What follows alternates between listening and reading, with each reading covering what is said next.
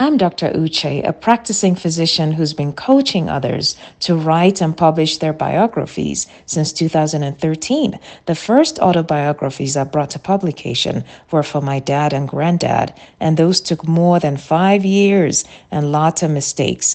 On this channel, I will show you the tools I use to perfect the process so that you can have your biography done in 6 months or less without the delays and mistakes. Remember to subscribe and share with your friends. Let's dig in.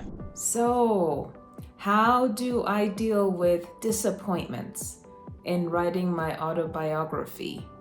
Yes, there are positives and negatives in life. Some things happen the way it turns out great, and some things don't turn out so great. But how do I put this in without making it sound like a pity party? Stay tuned.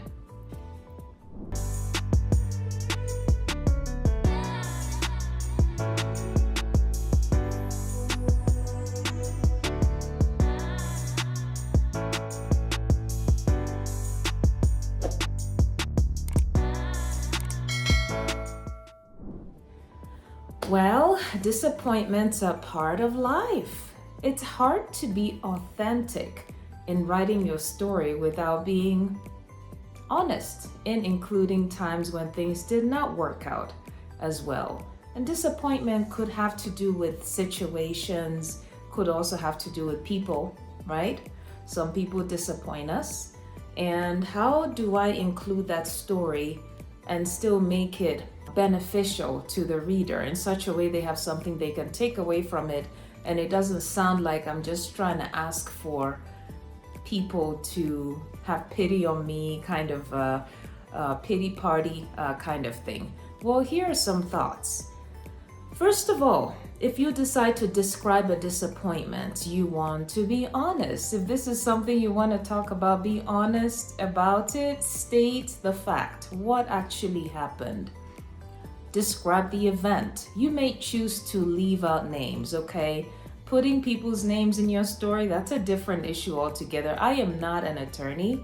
I think you probably want to consult an attorney if you're going to write about people in a less than positive light, okay? Just to put this out there. But you can describe your experiences without really naming people.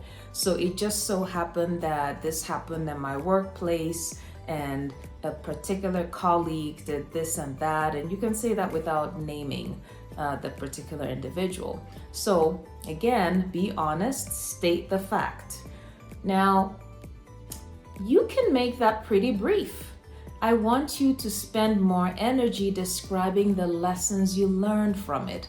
That's how you make it more beneficial to the reader. They have more to take away from it. If I say that there's a job that I took on and I was let go, giving an example, I was let go 2 years later. It was obviously disappointing because I had hoped to achieve this and that, but I learned from this experience to always keep boundaries, right, between me, my private life, and the workplace. So I'm throwing out an example. There's always something you can learn from a negative experience. So again, putting it out there, be honest, state the fact, but focus mostly on the lessons you have learned. I believe it was Nelson Mandela who said, "I never lose. I either win or I learn." And I think that is such a solid quote. I use it when I talk to my kids all the time, that no matter how negative or unpleasant something is, there's always a lesson to be learned from it. So that's how you can put in disappointment in your biography, whether it pertains to circumstances or people.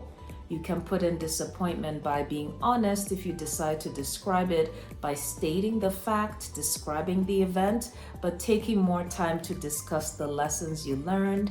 And that is really how you would be able to have people identify with your story and feel like they can walk away having learned something they can implement in their own lives. I'll see you in my next video.